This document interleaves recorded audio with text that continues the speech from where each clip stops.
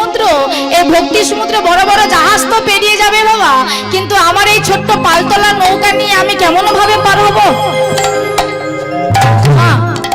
কেমন করে পার হবো জানো তো?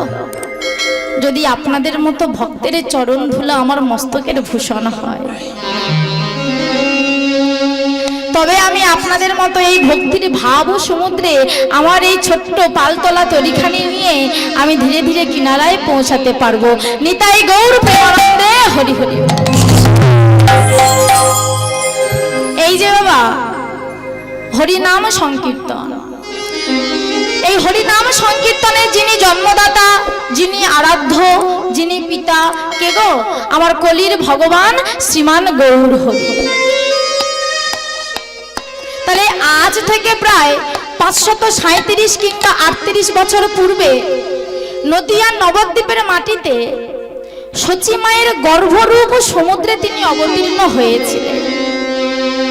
ওমা, আজ যদি আপনাদের এই নবদ্বীপ মাঝে গৌর হরি আসে, কিমা আপনাদের আনন্দ হবে না? আনন্দ হবে তো?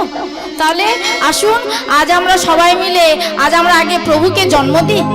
ওমা, নদিয়া নবদ্বীপের মাঝে যদি না যেতে পারি, তবে আমার যে কোনো কীর্তনিয়া যে কোনো বিষয়বস্তু আলোচনা করুক না কেন, তার সম্পূর্ণ আলোচনার বিষয়বস্তু বৃথা।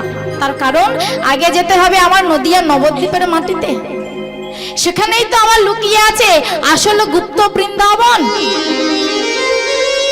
সেই বৃন্দাবনের ধুলা যদি অঙ্গে না মাখতে পারি, আমার ওই বৃন্দাবনের ধুলা অঙ্গে মেখে কোনো লাভ নেই বাবা। যিনি চিনিয়েছেন, যিনি বুঝিয়েছেন, যিনি দেখিয়েছেন, আগে তো তানাকে আনতে হবে, তা না হলে যে সবই যে বৃথা। আসুন আজ আমরা সবাই একত্রিত হয়ে আমরা এই কলিযুগের ভগবানকে এই মহতী হরিবাসরে আমরা সবাই মিলে একত্রিত হয়ে নিয়ে আসুন। সবাই মিলে মায়েরা একটু উলুধ্বনি দিন তো।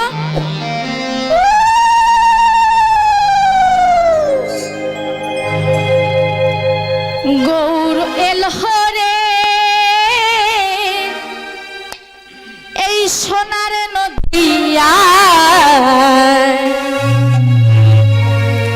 উলুর ধ্বনি শঙ্খের ধ্বনি শব্দ শোনা যায় আমাদের গৌর এলো রে।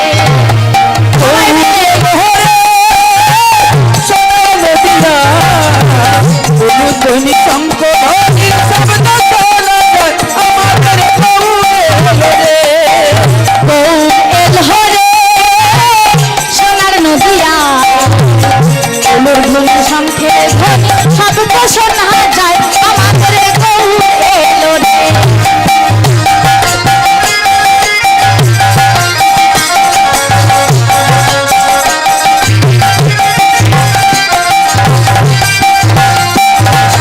সোনার বরণ গৌর আমার ধুলাতে লুটায়, কলিজীবের উদ্ধারিতে দাঁড়ে দাঁড়ে যায়। সোনার বরণ গৌর আমার তুলাতে লুটায়, কলিজীবের উদ্ধারিতে দাঁড়ে দাঁড়ে যায়।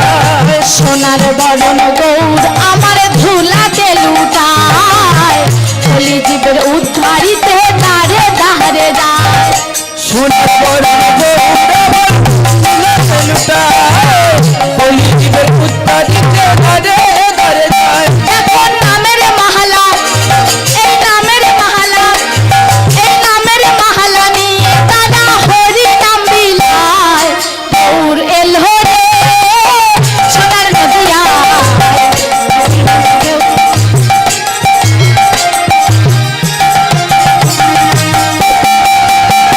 নিতাই গৌর প্রেমানন্দ হরি বল হরি বল হরি বল।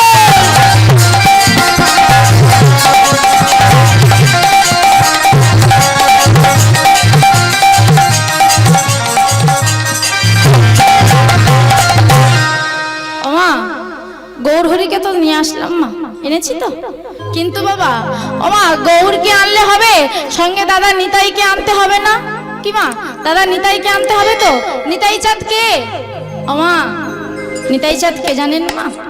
এ জগতে তো প্রত্যেকের গুরু আছে, কিন্তু এ জগতে আমার গুরু, আপনার গুরু, যত জীবকুল আছে এ জগতে সবার গুরু হলো আমার নিতাই চাঁদ, তাই না বাবা? তাহলে ভাই গৌরকে যখন এনেছি তখন দাদা নিতাই চাঁদকেও তো আনতে হবে, না তা না হলে তো হবে না, কারণ একজনকে নিয়ে তো কোনো কিছু সম্ভব নয়, আনলে তো যুগলে আনতে হবে। তাই কি বলছে, আসুন আমরা নিতাই চাঁদকেও নিয়ে আসি, আনার পরে আমরা বিষয়বস্তুর মধ্যে প্রবেশ করব। আস্তে নিত্যানন্দ জগত গুরু গৌর বাঞ্ছা কল্পতরু, সবাই মিলে জগত গুরু গৌর বাঞ্ছা কল্পতরু। নিত্যানন্দ জগত গুরু গৌর বাঞ্ছা কল্পতরু।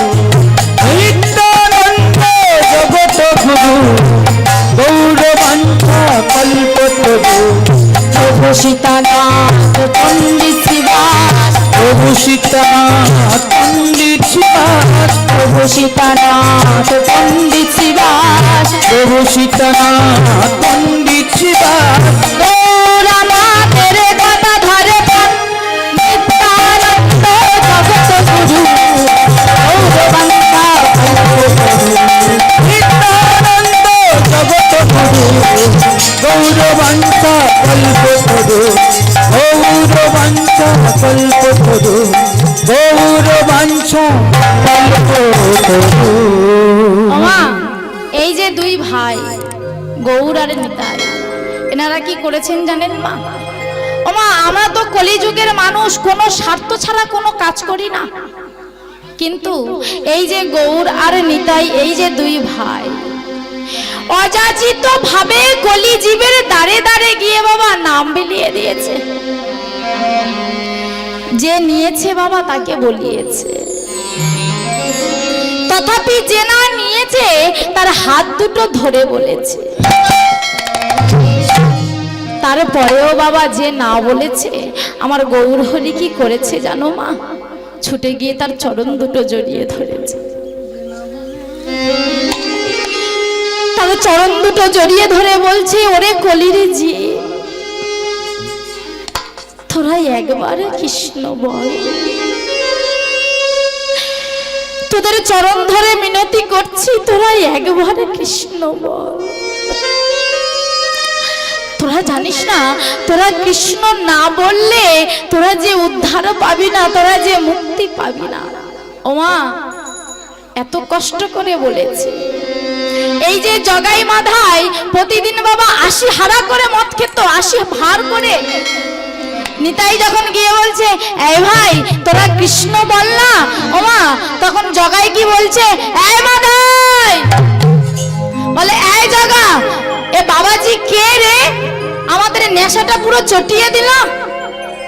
এই যে তুমি কে, তোমরা একটু নাম বলো না। ও ভাই, তোমরা একটু নাম বলো না। ওমা, যখনই বলেছে কি করেছে জানো? সেই মদের যে মাটির ভাণ্ডটা, সেটা দিয়ে মেরেছে আমার নিতাই চাঁদের কপালে। আর যখনই মেরেছে না মা, রুধির বার হচ্ছে। দেখুন বাবা, কতটা স্বার্থ ত্যাগ করে এই নাম বিলিয়ে গেছে। আমরা তো কলির জীব, কি মা আমরা পারবো এমন অযাচিত ভাবে কোনো স্বার্থ ছাড়া এমন কাজ করতে? কোনোদিন পারবো না। তাই মা কি বলছে জানো, গৌরাঙ্গ মহাপ্রভু আজ নামের ডালি মাথায় নিয়ে কলিজীবের দাঁড়ে দাঁড়ে ঘুরে বেড়াচ্ছে। আর মহাজনে কি বলছে, ও গো জীবের নিশ তারও লাগি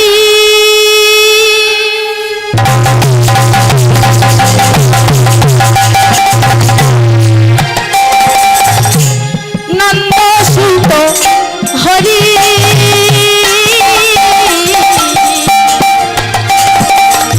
ওগো জীবে নিজ তর লাগি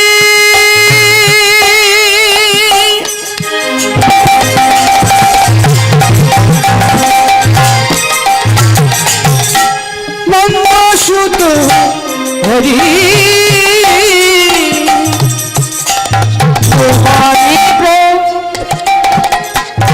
কত হলে গুরু রূপ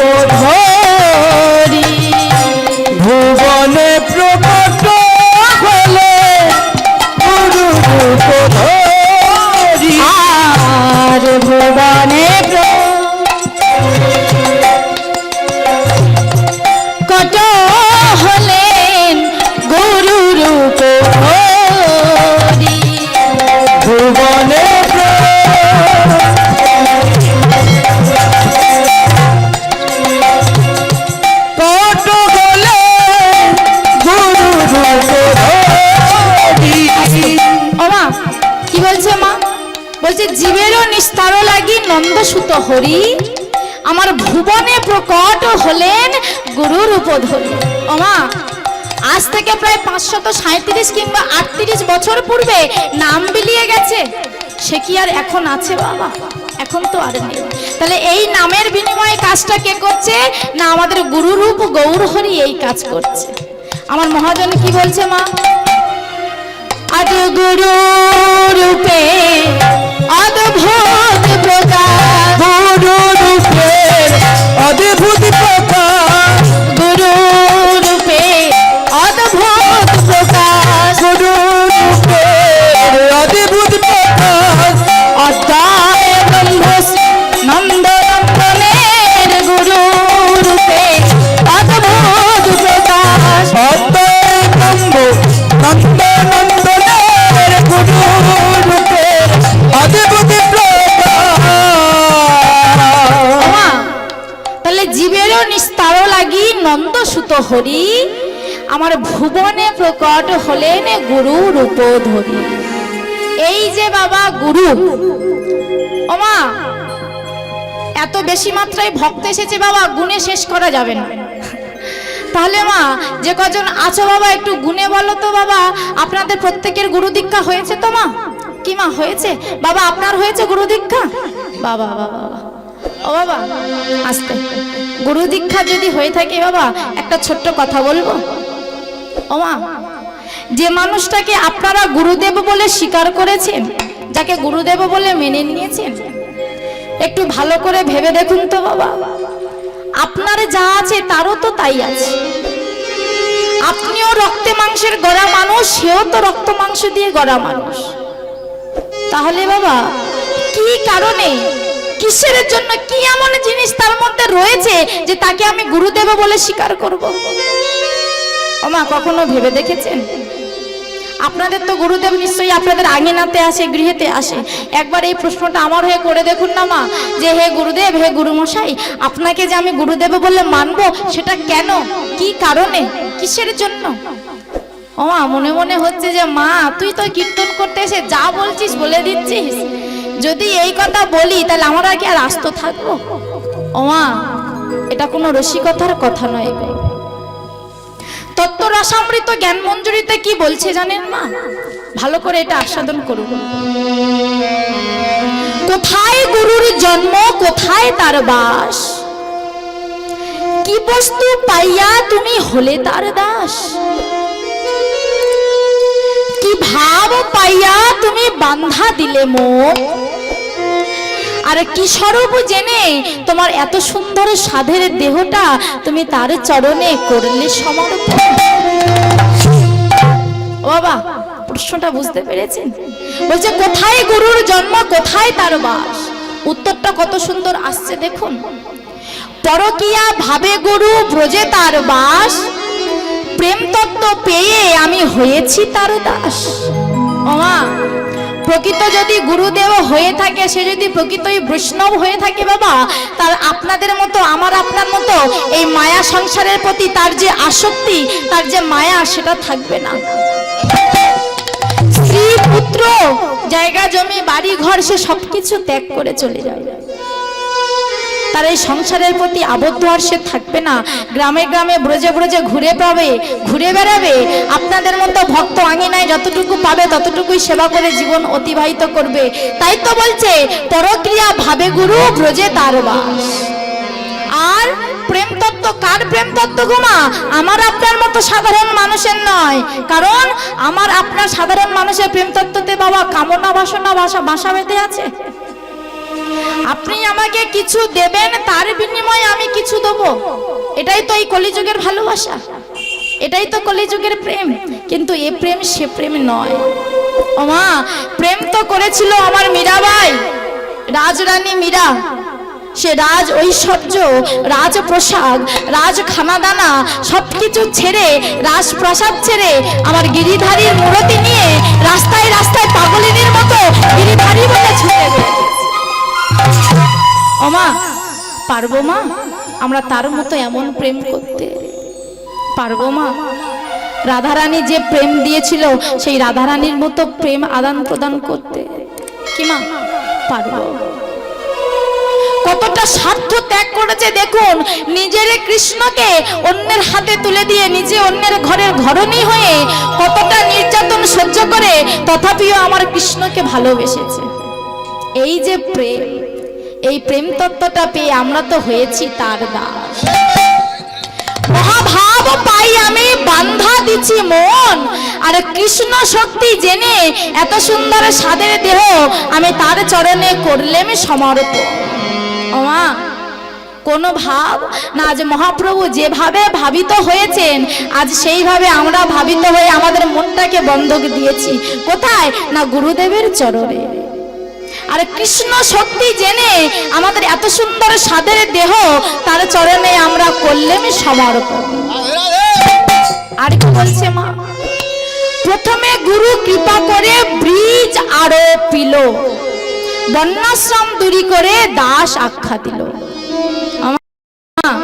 এটা কি বাগান নাকি গো মা, এখানে যে চাষ করা যায়, যে গুরুদেব বীজ রোপণ করবে?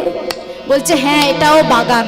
কিসের বাগান না কামনা বাসনা রূপী অহংকারের বাগান।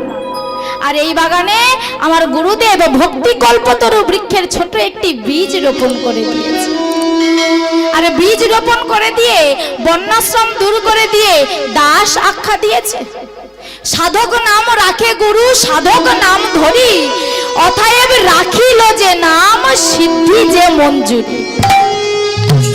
মঞ্জুরির ঘরে গুরু বেচিল যখন, আমি গুরুকে গুরু বলিব সেই সে কারণ, নিতাই গৌর প্রেমানন্দে। তাই বাবা আমরা গুরুকে গুরু কেন বলবো জানতে পারলাম কি মা? বোঝাতে পারলাম তো যে কেন আমরা গুরুদেবকে স্বীকার করব গুরুদেব বলে? বাবা বেশ বেশ বেশ। ওমা আজ এই মহাপ্রভু কলিজীবের দ্বারে দ্বারে যখন নাম বিতরণ করছে না মা, তখন মনে মনে ভাবছে রাধে তুমি যে প্রেম আমাকে দিয়েছো সে প্রেম তো আজ আমার বোঝা হলো না, উপলব্ধি করাও হলো না। তোমার প্রেমের মাধুর্যটাই বা কেমন, তুমি আমাকে কতটুকু ভালোবাসতে সেটা তো আমার জানা হলো না। তাই কবে জানবো জানো? মহাজন আমার লীলার এক পাশ থেকে দাঁড়িয়ে কি বলছে জানেন মা? কই ছন তুয়া প্রেমা,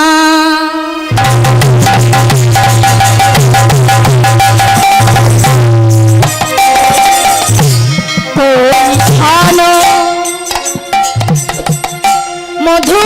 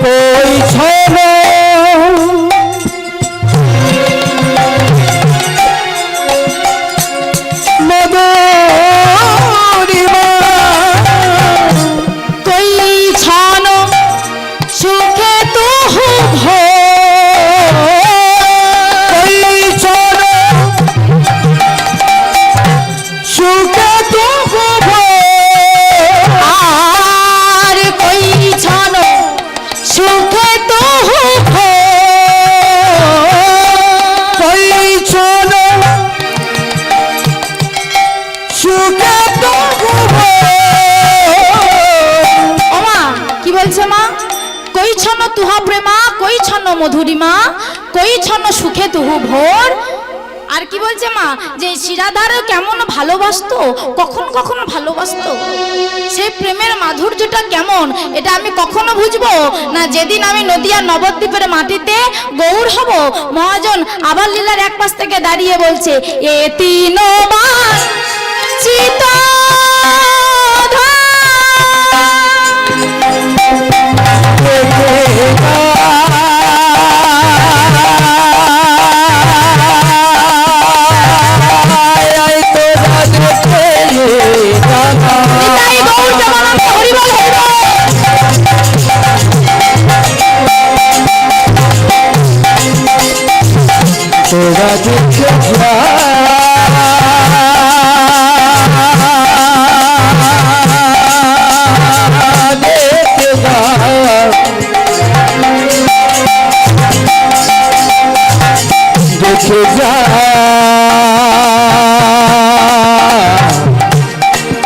তোরা দেখে যা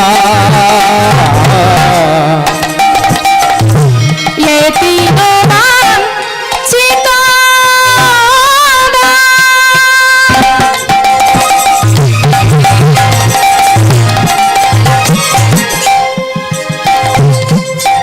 ब्रोजे ना हो इलो पुरा উঠে তোমার চিত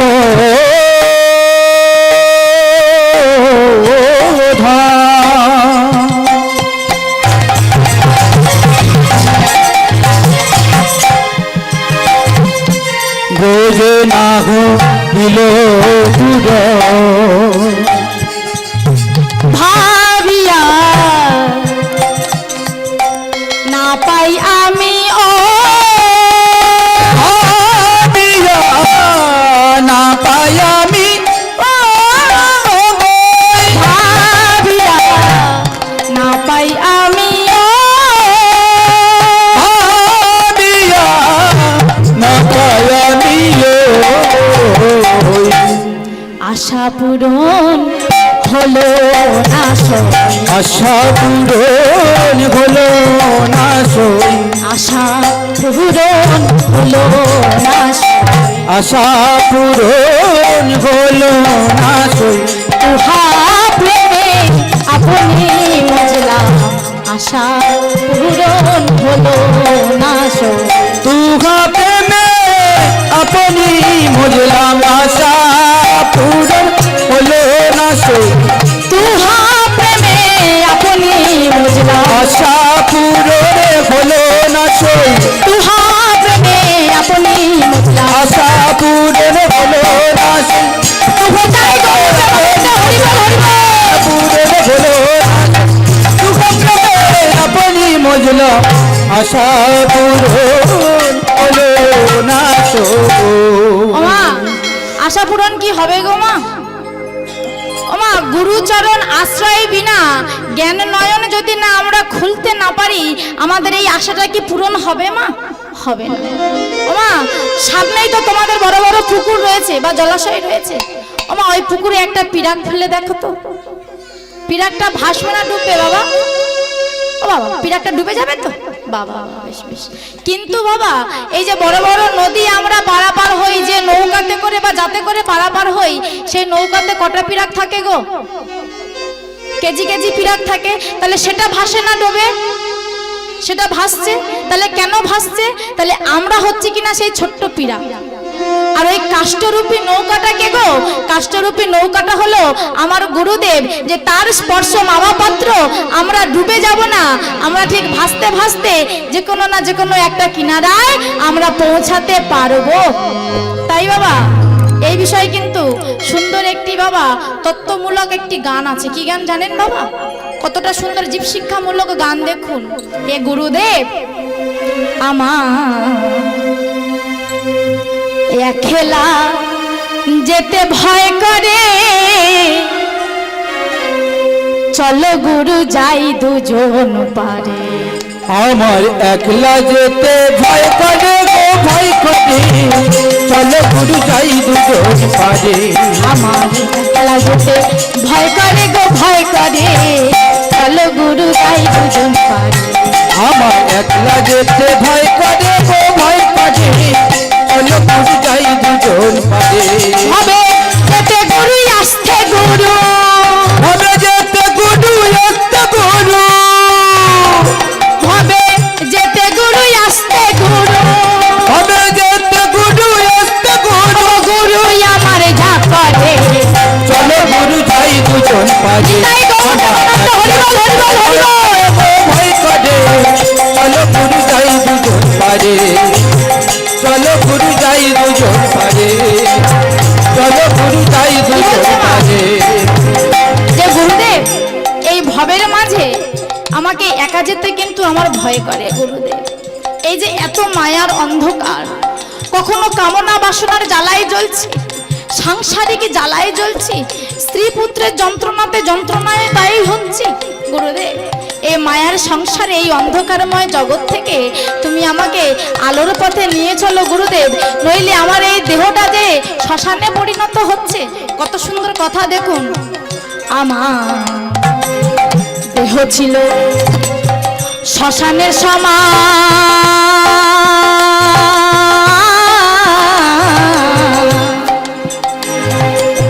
গুরু এসে মন্ত্র দিয়ে করলো ফুল বাগান।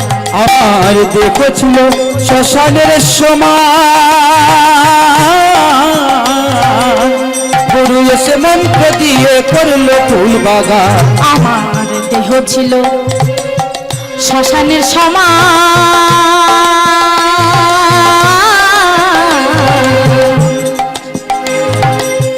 গুরু এসে মন্ত্র দিয়ে করলো ফুল বাগান। আমার দেহ ছিল শ্মশানের সমান, গুরু এসে মন্ত্র দিয়ে করলো ফুল বাগান। এখন সে বাগানে ফুল ফুটেছে, ফুল ফুটেছে, ও মা সে বাগানে ফুল ফুটেছে, আমার সে বাগানে ফুল ফুটেছে। গুরু গো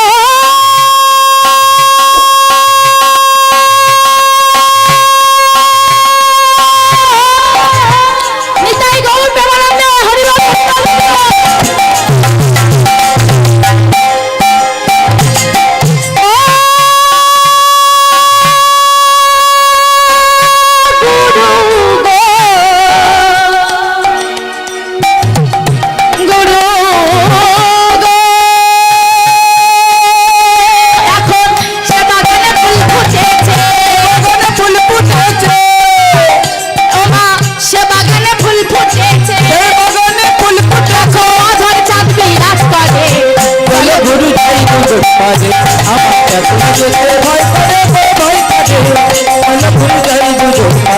নিতাই গৌর প্রেমানন্দে হরি বল, হরি বল, হরি বল।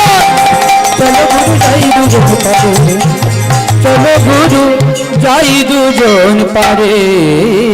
বাবা তাহলে কি দিলেন বাবা, আমার মহাজন শিক্ষাটা কি দিলেন বাবা আমার আপনার মতো সাধারণ কলির জীবকে, যে গুরু বিনা এ জগতে কিন্তু কোনো গতি নাই। বলছে যে যাই করো না কেন, কিন্তু আগে গুরুচরণ না আশ্রয় করলে তোমরা কোনোদিন সারে জিনিসের মর্মটা বুঝবে না। ওমা এই যে আমরা সংসারিক জীবনের মধ্যে আবদ্ধ হয়েছি, যা কিছু নিয়ে নাড়াচাড়া করছি বাবা, সবকিছু তো অসার, সার বলতে কোনো কিছু নেই। এই যে আপনি বলছেন আমার ছেলে, আমার মেয়ে, আমার স্ত্রী, আমার জায়গা, আমার জমি, আমার বাড়ি, কিন্তু বাবা ভালো করে ভেবে বলুন তো শেষের দিনে কি এই সব কিছু আপনার সঙ্গে যাবে? যে ছেলেকে এত কষ্ট করে মানুষ করলে সেই ছেলে কি তোমার শেষের দিনে সঙ্গে যাবে বাবা? সেই ছেলে তোমার শেষের দিনে সঙ্গে যাবে না। যাকে কষ্ট করে নিজে না খাইয়ে খাইয়েছো, নিজে না পড়িয়ে পড়িয়েছো, মানুষের মতো মানুষ করেছো, উচ্চ শিক্ষায় শিক্ষিত করেছো, সেই ছেলে আজ তোমার দুদিন পরে বলবে কি করেছো, আমাদের জন্য তুমি কি করেছো? ওমা আগেকার দিনে বাবা একটা কলসির জলে কিন্তু 7টা কলসি পূর্ণ হতো, কি মা হতো তো? কিন্তু এখনকার দিনে সেই 7টা কলসির জলে কিন্তু একটা কলসি কিন্তু পরিপূর্ণ হয় না। কি বাবা হয় কি? হয় না। দেখবেন বাবা একটা মায়ের যদি 7টা কি 6টা সন্তান হয়, দেখবেন সেই একটা মায়ের স্তনদুগ্ধ পান করে ভাই বোন কিন্তু সবাই মানুষ হয়ে যায়, কিন্তু শেষের দিনে সেই 7টা ভাইয়ের কিন্তু ক্ষমতা হয় না যে সেই মাতাকে বা সেই পিতাকে এক মুঠো অন্ন দিই।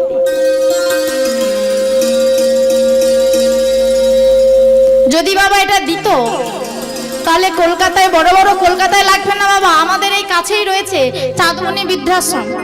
দেখবেন এখন দেখবেন অনেক বয়স্ক মাতা পিতা সেখানে রয়েছে, সেখানে গিয়ে বসে বসে তাদের কাঁদতে হতো না গো মা? কি মা কাঁদতে হতো কি? কাঁদতে হতো না। আপনি রোগাগ্রস্ত হন, ব্যাধিগ্রস্ত হন, বিছানায় প্রস্রাব পায়খানা করেন, আপনাকে সেইভাবে রেখে দেবে, কোনোদিন কিন্তু আপনার দিকে ফিরে তাকাবে না। বাবা একটা বাবুর বাড়ি গানে গিয়েছি, খুব আশ্চর্য লাগে এটা শুনতে। বাবুটা 3 তলা পাকা বাড়ি করেছে, পাথর বসিয়েছে, এসি আছে, ফ্রিজ সব কিছু রয়েছে। বড় বড় কীর্তনিয়াদের এনেছে, সেখানে আমিও ছিলাম, গিয়েছি। কিন্তু বাবা গিয়ে দেখছি যে বাবুটা আমাকে খুব ভালোভাবে আপ্যায়ন করলো, আমার সম্প্রদায়কে আপ্যায়ন করে যেই না বাবা আঙিনাতে নিয়ে গেছে, নিয়ে গিয়ে বলছে যে মা এই সমস্ত কিছু এই হরিনাম যজ্ঞের ব্যয়ভারটা কিন্তু আমি বহন করছি। তখন বাবা তানার কন্যা সম আমি একটা কথা বলেছিলাম যে বাবু এরকমই আপনার মতো সন্তানের যেন কলিযুগের ঘরে ঘরে হয়। আজকাল তো বাবা আমরা অর্থ তো সবাই উপার্জন করি, কিন্তু কজনার অর্থ এই হরিনাম মহাযজ্ঞে লাগে গো মা। ও মা, কিছুক্ষণ পরে যখন বাবুকে জিজ্ঞাসা করছি, আচ্ছা বাবু আপনার মাকে আমি একটু দেখতে চাই, যে এমন গর্ভধারিণী মায়ের গর্ভে এই সন্তানে জন্মেছে, তার চরণে আমি একটু প্রণাম করতে চাই। ও মা আমাকে বলছে কি, মা একটু পরে হবে। যত সময়ে বাবা আমার ডাক আসলো, আমি যখন যাব বাবু আমাকে নিতে এসেছে, কই বাবু আপনার মাকে তো দেখতে পাচ্ছি না। যখন এ কথা বলছি বাবা, সে বাবু আমাকে বলে আসুন আপনাকে মায়ের কাছে নিয়ে যাচ্ছি। আসতে আমা মায়ের কাছে নিয়ে যাচ্ছে। দেখুন 3 তলা পাকা বাড়ি থেকে নামলাম, আমি ভাবলাম হয়তো বৃদ্ধ মানুষ, ঘরে হয়তো সিঁড়িতে বেয়ে উঠতে পারবে না, নিচে কোনো জায়গায় রেখেছে, নিচে কোনো ঘরে নেই। কই বাবু আপনার মা? মা আমার ঘরে থাকে না। আমি হয়তো মনে মনে ভাবছি হয়তো ওনার কোনো ভাইটাই আছে বা কোনো আত্মীয়ের বাড়িতে আছে, এত সাউন্ড বয়স্ক মানুষ নিতে পারবে না। যাচ্ছি বাবা, নিয়ে যাচ্ছে, বলে মা তুমি এসো। একটু একটু করে আগিয়ে নিয়ে যাচ্ছে বাবা, অনেকটা দূর, খানিকটা আগিয়ে গিয়ে দেখি তার বাড়ির যে বাউন্ডারির বাইরে যে গোয়াল ঘর আছে, সেই গোয়াল ঘরে গরু একদিকে আছে আর মা একদিকে পড়ে আছে। নিতাই গৌর প্রেমানন্দ হরি। গিয়ে বলছি বাবু এটা কে? বলছে কেন মা, এটা আমার মা। ও মা, বাবুর গায়ে বাবা নামি দামি শেরওয়ানি রয়েছে, পাজামা রয়েছে, গলায় সোনার চেন রয়েছে, হাতে সবকটা আঙুলে আংটি রয়েছে, কিন্তু ওনার মা যে জীর্ণ পোশাকটা পরে আছে, জীর্ণ শাড়িটা বাবা টিপ মারলে ময়লা উঠবে। আমি বলছি বাবু এই অবস্থা কেন? আরে আরে মা তুই চুপ কর, ও বিছানায় প্রস্রাব পায়খানা করে, কে পরিষ্কার করবে? দেখুন মা ভাগ্যের কি পরিহাস। আমি তখন গিয়ে বলছি মা আপনার সন্তান তো এত বড় হরিনাম যজ্ঞের আয়োজন করেছে, আপনি কি আপনার সন্তানকে কি বলবে? বলে বাবা আমি যদি মরেও যাই, যেখানে আমি থাকবো সেখান থেকে আমি দুহাত ভরে আমার সন্তানকে আশীর্বাদ করব।